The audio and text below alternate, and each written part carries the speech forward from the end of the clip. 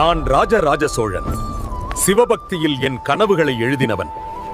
இந்த பிரகதீஸ்வரம் என் காலத்தின் அடையாளம். இந்த ஆலயம் என் புகழுக்காக அல்ல, உங்கள் வாழ்க்கைக்கு ஒளியாக இருக்க வேண்டும்.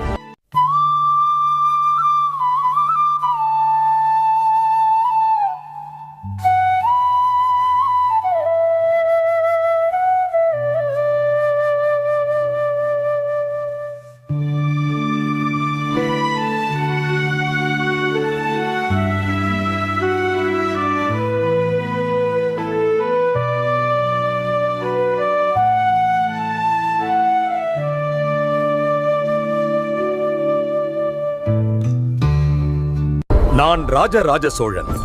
சிவபக்தியில் என் கனவுகளை எழுதினவன். இந்த பிரகதீஸ்வரம் என் காலத்தின் அடையாளம். இந்த ஆலயம்